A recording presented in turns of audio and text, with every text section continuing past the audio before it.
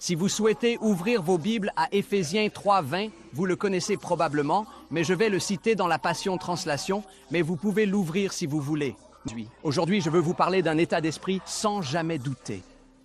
Nous sommes tous confrontés à des situations où nous ne voyons pas d'issue, où nous ne savons pas comment nous pourrions guérir, réaliser un rêve ou voir notre famille restaurée. Tous les faits disent que cela n'arrivera pas. C'est à ce moment-là que ces pensées de doute et de découragement surgissent, et si nous n'y prenons pas garde, nous vivrons dans l'inquiétude et abandonnerons ce en quoi nous croyons.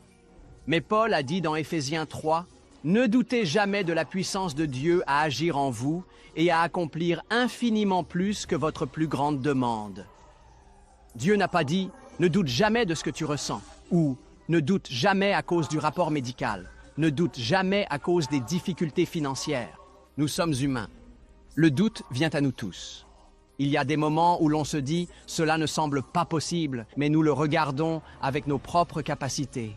Mais Dieu a dit « Ne doute jamais de ce que je peux faire. Ne doute jamais de ma puissance. Ne doute jamais que Dieu peut ouvrir des portes que tu ne peux pas ouvrir.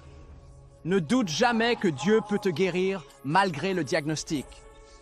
Ne doute jamais que Dieu peut t'amener les bonnes personnes, des connexions divines, ou peut-être que ton enfant s'est égaré et fréquente les mauvaises personnes et tu pourrais vivre stressé sans pouvoir dormir. Dieu dit, ne doute jamais que je peux le ramener sur le bon chemin. Ne doute jamais que je peux l'amener à accomplir sa destinée.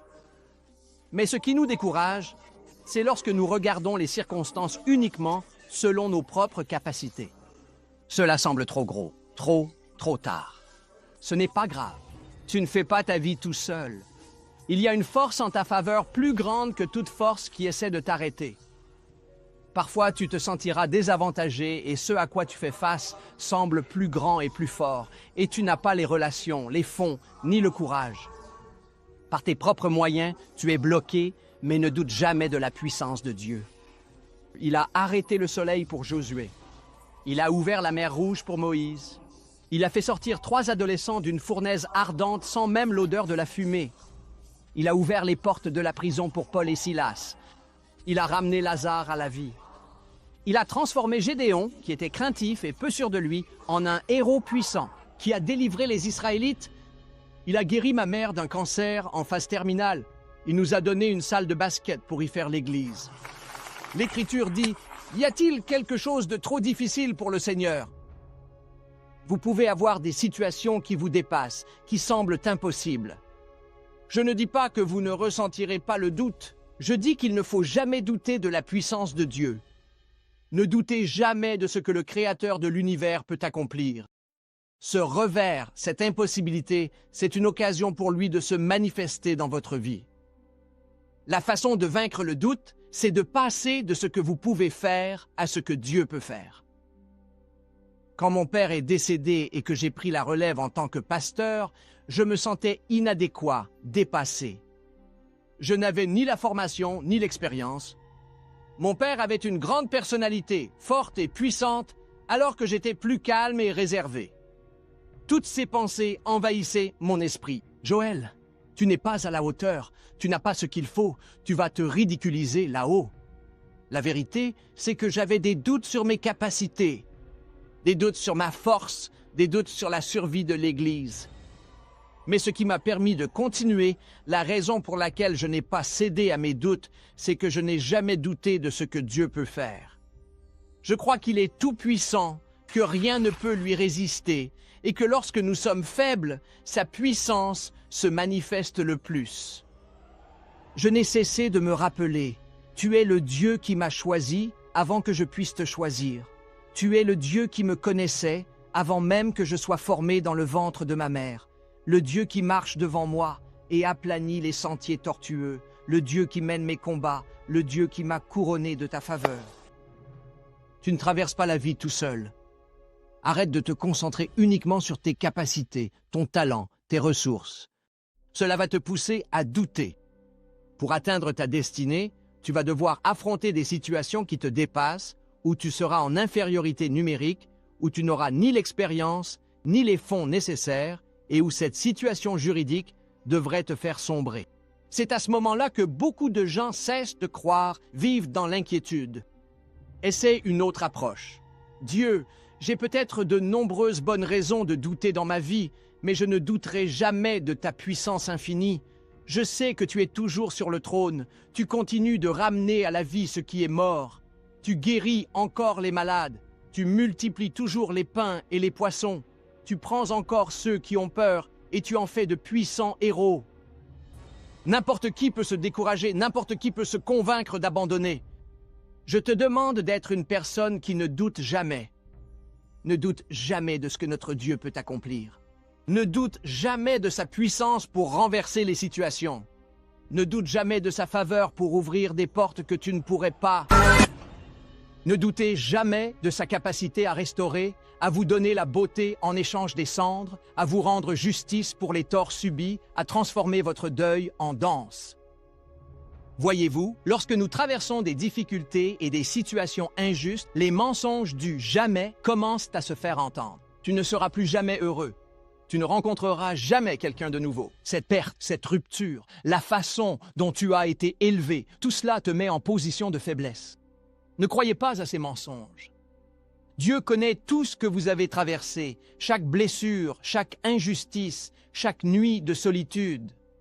Il a dit dans Ésaïe qu'il vous rendra le double pour les injustices que vous avez subies. Au lieu de vous attarder sur les mensonges du « jamais », adoptez plutôt l'état d'esprit du « ne jamais douter ». Oui, j'ai connu des épreuves, mais je sais que ce n'est pas ainsi que mon histoire se termine. Dieu, je crois que ta puissance agit dans ma vie, que tu es un Dieu de justice, que tu ne vas pas seulement me faire sortir de cette situation, mais que tu vas m'en faire sortir meilleur qu'avant. C'est ce que David a fait. Il était adolescent, dans les champs en train de garder les moutons de son père. Il était le plus jeune de 8 fils. Ses frères étaient tous dans l'armée, à des postes prestigieux, mais lui était coincé dans les champs, seul et désavantagé. Un jour, son père lui a demandé d'apporter le déjeuner à ses frères qui se trouvaient dans une autre ville. C'est alors qu'il a entendu Goliath se moquer des Israélites, ridiculisant le peuple de Dieu. Tous les soldats israéliens se sont enfuis et se sont cachés. Ils avaient tellement peur. Je veux dire, Goliath était un géant. Il mesurait plus de 9 pieds de haut. Mais quelque chose s'est réveillé en David, un feu intérieur. Il a dit: « Qui est ce Philistin incirconcis pour défier les armées du Dieu vivant ?» Il est allé voir le roi Saül et lui a dit qu'il voulait affronter Goliath. Saül a dit: « David, tu n'es qu'un garçon, tu es trop petit, trop jeune, tu n'as ni la formation ni l'expérience. Ne laisse pas les gens te détourner de ce que Dieu a mis dans ton cœur. Il y aura toujours un Saül dans la vie, quelqu'un pour te dire ce que tu ne peux pas faire, que tu n'es pas assez bon, que cette entreprise n'ira nulle part, que tu ne guériras pas. Fais-toi une faveur, ignore tout cela. Ils ne contrôlent pas ta destinée. Ils ne t'ont pas insufflé la vie. Ils ne t'ont pas appelé, équipé ou oint. C'est Dieu qui l'a fait. David est allé affronter ce géant qui faisait presque 2 fois sa taille et Goliath portait une armure complète, un bouclier qui pesait 57 kilos. C'était leur guerrier le plus expérimenté, le champion de l'armée philistine. Et voilà que David n'avait aucune formation officielle, ni armure, ni bouclier. Tout ce qu'il avait, c'était une fronde et quelques pierres. Comment pouvait-il avoir une telle audace, une telle foi ? Les circonstances étaient contre lui, l'opposition était bien plus grande et les gens lui disaient de ne pas le faire. Il nous révèle son secret. Il a dit: « Goliath, tu viens contre moi avec une épée et un bouclier, mais moi, je viens contre toi au nom du Seigneur, Dieu d'Israël. » Il disait en fait: « Oui, je doute de ma taille. Oui, je doute de mon équipement. Oui, je doute de mon entraînement, mais je ne douterai jamais de la puissance de mon Dieu. Je suis peut-être 2 fois plus petit que toi, Goliath, mais je sais que le Dieu qui est en moi est plus puissant que tout ce que tu peux faire. Je n'ai peut-être qu'une fronde, mais je sais que cette fronde, avec la faveur de Dieu, est plus puissante que tes armes. » David n'était pas découragé par son manque de taille, son manque de ressources, parce qu'il savait que Dieu combattait pour lui, qu'il avait une arme secrète, quelque chose que le roi Saül ne pouvait pas voir, tout comme le père de David qu'il avait laissé dans les champs. Il ne l'a pas reconnu. Goliath ne l'a pas vu non plus. Quand il a vu David pour la première fois, il a ri et a dit « Suis-je un chien pour que tu viennes vers moi avec un bâton ?» David mit une pierre dans sa fronde, la lança et toucha Goliath en plein front, le rendant inconscient. David avait moins d'équipement, moins d'entraînement, mais ne doutez jamais de la puissance de Dieu à l'œuvre en vous pour accomplir non seulement ce que vous espérez, mais infiniment au-delà de vos rêves les plus fous. Sur le chemin de votre destinée, il y aura des géants. Vous ne pouvez pas devenir tout ce pour quoi vous avez été créé sans opposition. Alors les pensées viendront. Ah, la maladie est trop grave et ton entreprise ne va pas s'en sortir. Ce problème familial ne se résoudra jamais. Tu es exactement là où David était, face à un géant 2 fois plus grand que toi.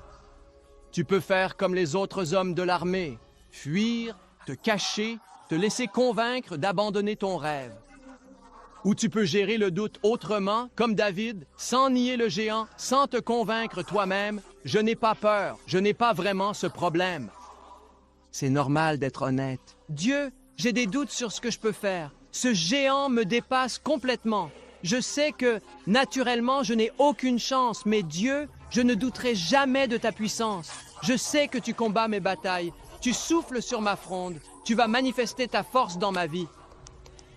Quand je dis de ne jamais douter, je ne veux pas dire que vous n'allez pas avoir de doute sur vos capacités ou des pensées qui vous disent que ça ne va pas marcher. Ces pensées nous viennent à tous, mais il faut avoir cette certitude, cette confiance que, même si je doute de mes capacités, Dieu, je ne douterai jamais de ce que toi, tu peux faire. J'ai reçu un email d'une jeune femme. Elle est née avec une SP bifida. À 2 ans, elle a dû subir une opération chirurgicale pour détacher sa moelle épinière et ses parents ont appris qu'elle ne pourrait jamais marcher, courir, pratiquer aucune activité physique. Et ils avaient toutes ces bonnes raisons de douter qu'elle vivrait une vie normale, de douter qu'elle pourrait aller à l'école, de douter qu'elle se marierait un jour. Ils faisaient face à un géant. Médicalement parlant, elle serait en fauteuil roulant et limitée. Ses parents venaient à Lakewood depuis de nombreuses années et ils comprenaient que ce qui est impossible aux hommes est possible à Dieu. Et ils n'ont jamais essayé de nier les faits, de nier le rapport médical, mais ils n'ont pas laissé le doute s'installer. Ils ne se sont pas attardés sur leur manque de capacité ni sur ce que disait le rapport. Leur attitude était « Même si nous ne voyons pas de solution, Dieu, nous savons que tu en as une. Nous pouvons douter de ce que nous pouvons faire, mais nous ne douterons jamais de ta puissance. Dieu, tu peux faire ce que la médecine ne peut pas faire. Tu peux guérir notre fille. » Parfois, nous ne voyons pas de percée et notre géant ne tombe pas parce que nous ne regardons qu'à nos propres capacités et nous n'avons pas les ressources et d'un point de vue médical, nous ne pouvons pas guérir. Et ce proche semble destiné à toujours s'égarer.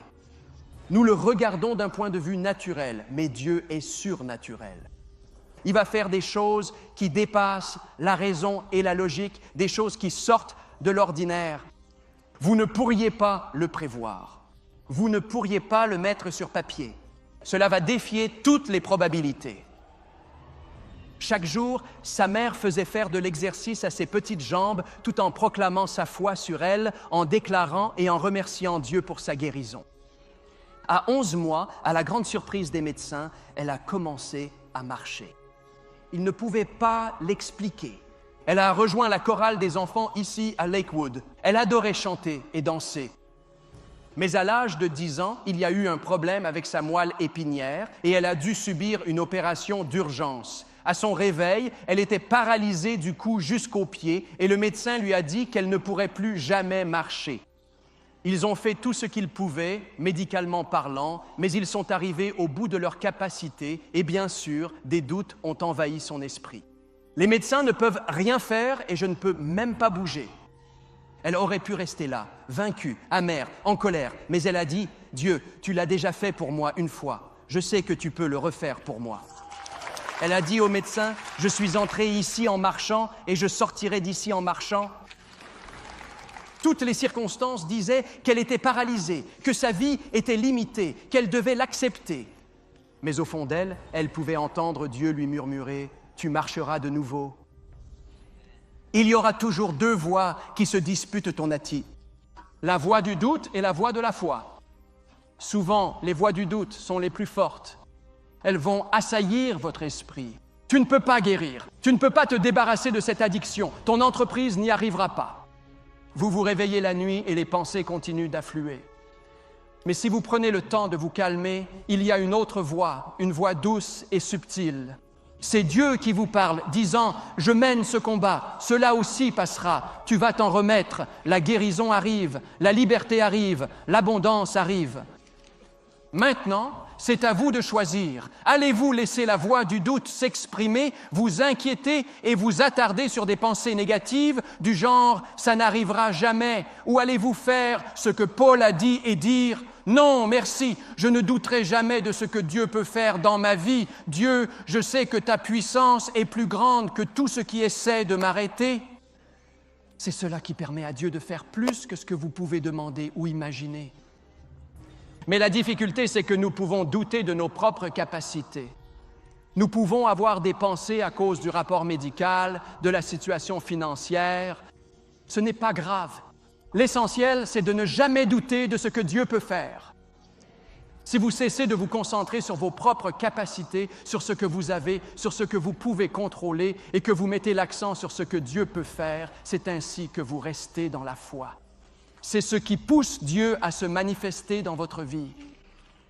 Quand elle a dit au médecin qu'elle allait sortir de cette chambre en marchant, malgré le fait qu'on lui ait dit qu'elle était paralysée à vie, elle a dit qu'elle avait senti ses orteils commencer à bouger. C'était le début du miracle. Petit à petit, elle s'est améliorée. Son thérapeute lui a dit que parmi tous ses patients atteints de spina bifida, elle était la seule à pouvoir marcher sans attelle. Mon amie Alena a ensuite obtenu son diplôme universitaire. Elle a obtenu sa maîtrise. Le week-end dernier, j'ai béni sa magnifique petite fille en présence de son mari et de sa famille. Voilà ce qui arrive quand on ne doute jamais de la toute-puissance de Dieu. Bien sûr, il nous arrive de douter de ce que nous pouvons faire, mais vous n'êtes pas seul. Le Dieu très haut agit dans votre vie. Il est tout-puissant. Il a créé l'univers. Il vous tient dans la paume de sa main. Vous êtes peut-être dans une situation comme celle d'Alena et vous ne voyez aucune issue. Les chances sont contre vous et vous pourriez facilement laisser tous ces doutes envahir votre esprit, vous dissuader de votre guérison, vous convaincre que vous êtes limité. Vous devez vous rappeler qui est de votre côté, le Dieu qui a permis à Alena de marcher alors qu'elle était censée être paralysée. Le Dieu qui a fait changer d'avis le membre du conseil municipal et nous a donné le Compact Center. Le Dieu qui a transformé un jeune berger, David, en roi. Le Dieu qui a fait jaillir de l'eau d'un rocher.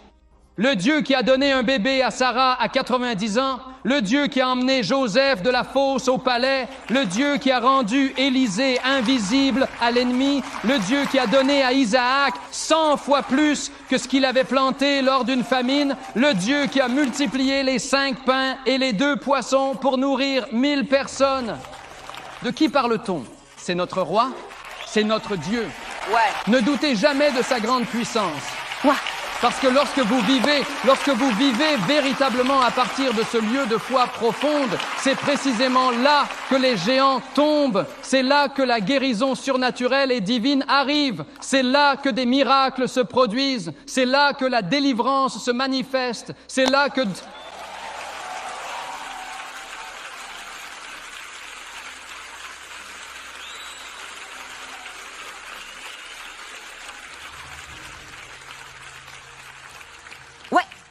Je le sens, vous tous.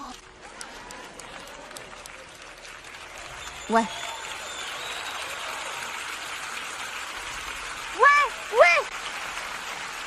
Ouais. C'est à ce moment-là que s'ouvrent des portes que nous ne pouvons pas ouvrir. C'est alors que Dieu fera infiniment ou plus que notre plus grande demande.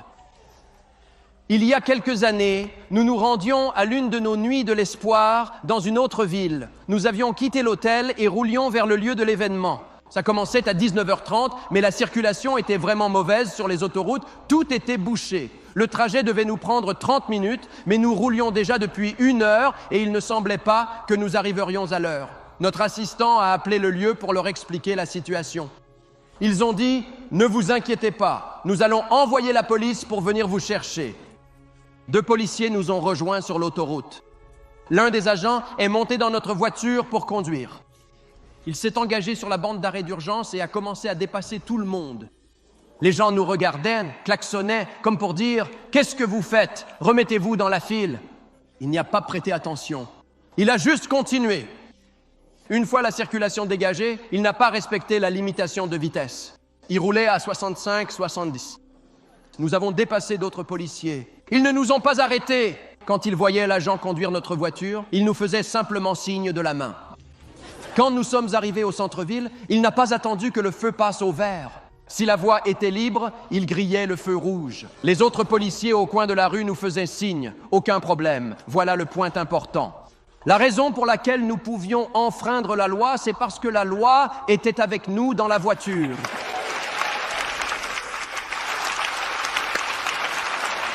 Sans cet agent, nous aurions été arrêtés et aurions probablement reçu une contravention. Mais comme la loi était dans notre voiture, nous pouvions dépasser la limite de vitesse. Nous n'étions pas liés par des limitations normales. Ouais, ou... Dans la nature, il peut être impossible pour vous de guérir. Les lois de la science médicale, comme pour Alena, comme pour ma mère, disent qu'il n'y a aucun espoir. La bonne nouvelle, c'est que quelqu'un est à vos côtés et défasse ces lois. Wow. Dieu peut faire ce que la médecine ne peut pas faire. C'est lui qui a créé votre corps. Il peut apporter la guérison, même quand il n'y a aucune explication, quand cela n'a aucun sens. Mais si vous vous concentrez uniquement sur le naturel, la logique, vos propres capacités, ce que disent les experts, vous allez vivre de façon limitée, car il y aura des géants que vous ne pourrez pas vaincre et des rêves que vous ne pourrez pas accomplir, et le doute viendra, vous poussant à reculer. Vous devez vous rappeler qui est à vos côtés. Vous n'êtes pas, pour ainsi dire, seul dans cette voiture. Jésus a pris le volant. Le Dieu très haut dirige vos pas. La raison pour laquelle vous pouvez enfreindre la loi, c'est que la loi est avec vous. Amen. Le Dieu qui contrôle l'univers n'est pas limité par les lois de la nature, les lois de la science, les lois de la finance. Il fait jaillir des rivières dans le désert. Il a fait en sorte que l'huile ne manque jamais pendant 3 ans et demi pour une veuve dans la Bible, une provision surnaturelle. Il a envoyé des corbeaux nourrir Élie près du ruisseau pendant une famine. Nous regardons nos finances, ce que nous gagnons, nous faisons les calculs. Si j'obtiens cette augmentation, que j'économise autant et que j'ai peut-être une prime, tout cela est bien. Mais ce que Dieu va faire n'est pas naturel ni ordinaire, c'est quelque chose que vous ne pouvez pas calculer. Amen. Il n'est pas limité à votre travail, à votre patron, à l'économie, à la famille dont vous venez. Il dépasse toutes ces choses. Un seul geste de sa faveur vous fera entrer dans l'abondance, dans le débordement, dans le plus que suffisant. Lorsque vous êtes tenté de douter, souvenez-vous de qui est dans votre voiture. C'est là que Moïse a failli. Il était dans le désert, conduisant les Israélites, et Dieu les avait fait sortir de l'esclavage, et ils se dirigeaient vers la terre promise. Mais le peuple s'est lassé de manger la manne, chaque jour, une sorte de pain qui se formait sur le sol. Ils sont venus se plaindre à Moïse. « Nous ne voulons plus de cette nourriture, nous voulons de la viande comme nous en avions en Égypte. » Moïse était frustré, il est allé voir Dieu et lui a rapporté ce que le peuple disait. Dieu a dit, « Très bien Moïse, je vais vous donner de la viande, pas pour un jour, pas pour une semaine, mais pour un mois. Vous aurez toute la viande qu'il pourrait désirer. » Moïse dit, « Dieu, il y a ici 600 000 hommes, sans compter les femmes et les enfants. Même si nous abattions tous nos troupeaux, tout notre bétail, nous n'aurions pas assez de viande. » Moïse ne voyait la situation qu'à travers ses propres capacités, uniquement en fonction de ce qu'il possédait. Il a exposé à Dieu toutes les raisons pour lesquelles il ne pouvait pas le faire, en expliquant qu'il y avait trop de monde, que ce n'était tout simplement pas... Lorsqu'il eut enfin terminé, Dieu lui posa une question simple. Il dit, « Moïse, quand suis-je devenu faible ?» Il voulait dire, « As-tu oublié que j'ai parlé et les mondes sont venus à l'existence, que j'ai créé l'univers? Penses-tu vraiment que j'ai perdu ma puissance d'une manière ou d'une autre ?» Dieu fit changer le vent et des millions de cailles arrivèrent de l'océan. Il y avait tellement de cailles qu'ils en ramassèrent toute la journée, toute la nuit et encore le lendemain. L'Écriture dit que chaque famille a ramassé pas moins de 50 boisseaux de cailles. C'était en format Costco. Ce n'était pas juste pour un dîner. Ils ont eu des cailles, en gros. Voici ce qui est intéressant. Normalement, les cailles ne volent pas aussi loin de l'eau, aussi loin dans le désert. Mais Dieu a changé le vent et, de façon inhabituelle, les cailles sont arrivées dans le camp. Tu ne sais pas ce que Dieu s'apprête à changer dans ta vie. Nous regardons le naturel. Oh, Joël, pas moi, mec. Je suis coincé dans ma carrière. Cette maladie est permanente. Je ne rencontrerai jamais quelqu'un. Nous disons, il ne peut pas y avoir de cailles ici dans le désert. Ce n'est pas possible. Pourquoi ne pas faire taire tous ces doutes et te mettre d'accord avec Dieu? Dieu, je crois que tu as des changements qui arrivent dans ma vie, des retournements soudains, la guérison, de bonnes opportunités, l'abondance, des choses que je ne peux pas expliquer. Ne doute jamais de la puissance de Dieu. Bien sûr, tu peux douter de tes capacités, de ta force, de tes ressources, mais ne doute jamais de ce que Dieu peut faire. Tu es peut-être dans une situation comme Moïse. Tu ne vois pas comment cela pourrait s'arranger, et tous les faits te disent que ça n'arrivera pas. C'est trop tard, trop difficile. Dieu te pose la même question qu'à Moïse. Quand suis-je devenu faible? Tu ne feras jamais face à un géant que Dieu ne puisse abattre, jamais à un obstacle que tu ne puisses surmonter, jamais à un rêve qu'il ne puisse accomplir. Au lieu de lui donner toutes les raisons pour lesquelles cela ne peut pas arriver, pourquoi ne pas faire comme David? Regarde cet obstacle et dis, « Je viens contre toi, non seulement avec ma force, non seulement avec mes capacités, je viens au nom du Seigneur, le Dieu d'Israël. Je sais qui conduit ma voiture, un Dieu qui dépasse les lois naturelles. » Tu n'entendrais pas ceci si Dieu n'était pas en train de préparer quelque chose. C'est un moment important. Tu dois laisser la foi s'élever en toi. Tu es sur le point de voir quelque chose que tu n'as jamais vu. L'ennemi va redoubler d'efforts pour te décourager. Non, non, non, le géant est trop grand. Tu ne peux pas nourrir des gens dans le désert. Dieu dit, « Ne doute jamais de ma puissance à accomplir infiniment plus que tout ce que tu pourrais imaginer. » Si tu adoptes cet état d'esprit qui ne doute jamais, je crois et je déclare que tu es sur le point de voir des géants tomber. Comme Helena, une guérison surnaturelle. Comme Moïse, un changement, une provision surnaturelle, des percées, la guérison, la plénitude de votre destinée au nom de Jésus. Et si vous le recevez, pouvez-vous dire Amen aujourd'hui.